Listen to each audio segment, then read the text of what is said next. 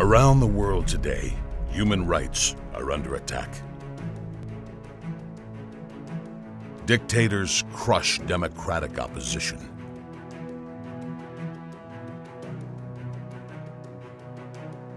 Thousands are massacred. Victims desperately need a world body to protect them. But unfortunately, the UN's Human Rights Council has been hijacked by dictatorships. China, Cuba, Russia, Burundi, Saudi Arabia.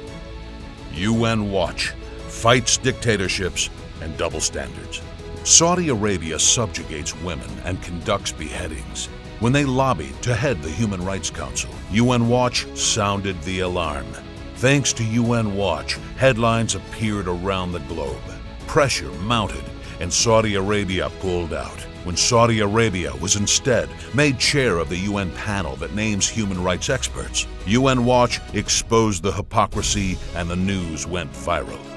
When UN Watch also revealed that Britain negotiated a secret deal with Saudi Arabia to elect each other on the council, headlines across England exposed the hypocrisy. In Venezuela, President Maduro throws dissidents in jail and appoints corrupt judges. And still, the UN elected his regime to the Human Rights Council. UN Watch led the opposition.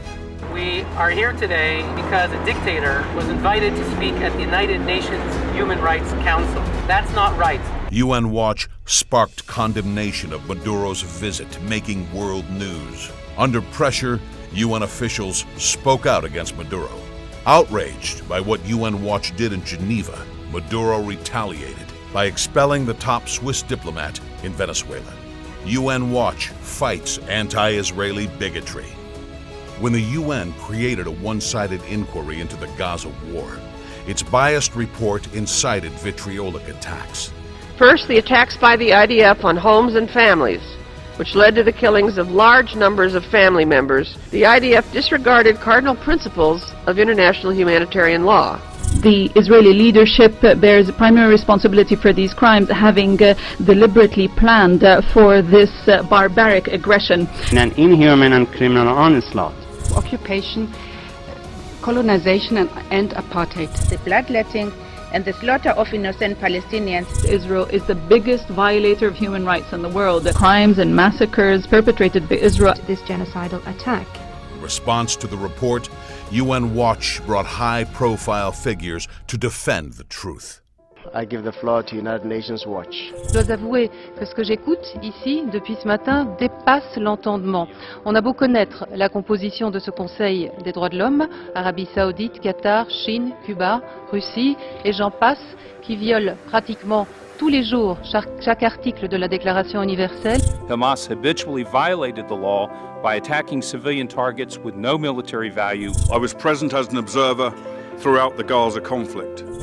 Hamas sought to cause large numbers of casualties among their own people in order to bring international condemnation against Israel, especially from the United Nations. This was the cornerstone of Hamas's strategy. This report faithfully reiterates Hamas's own false narrative. UNRWA, the UN relief agency for Palestinians, violates its duty of neutrality, with spokesman Chris Gunness repeatedly portraying Israel as a brutal state. They have put their spotlight on the fact that there is what the Red Cross calls an illegal blockade. This is a violation of international law in action. They need the blockade to be lifted. When Palestinian leaders incite attacks on Israelis, UNRWA justifies it. I'm not condoning knife attacks and I'm not condoning those acts. On the other hand, they all have a context, and that context is the deepening occupation and the brutality that comes with that. UN Watch holds UNRWA to account. UN Watch exposed anti-Semitic Facebook posts by numerous UNRWA teachers, sparking a media firestorm. Yet, Gunness denied everything and urged journalists to ignore UN Watch. UN Watch continued to expose racism by UNRWA officials, and the story made it to London's Sunday Times. But UN Watch has just submitted a report to the Secretary General specifically calling out some social media postings by self-described employees of UNRWA, one of which talks has a cartoon with the caption, "Stabbed the Zionist dogs." It remains to be seen whether these were in fact personnel of the UN Relief and Works Agency. Finally, UNRWA buckled and suspended employees.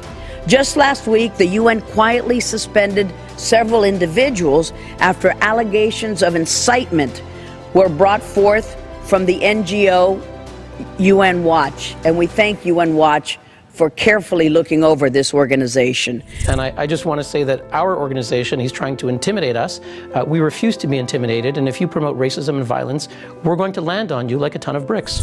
UN Watch is the voice of truth in the media. The UN Human Rights Council just wrapped up its annual meeting. Here with the report is UN Watch Executive Director Hillel Neuer. But the vast majority of the world's worst abusers were not in the dock of the accused, rather they were in the seat of the judges. Israel was singled out more than any other country, actually more than the entire rest of the world combined in this session.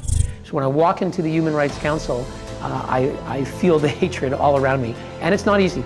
It's not easy. People around the world believe in the UN. Even though things are upside down, we need to be there and we need to fight lies and spread the truth. And that's what we try to do at UN Watch, which is in a room of darkness, we try to light a candle of truth. We need your help to ensure UN Watch can keep lighting the candle of truth. Please join us.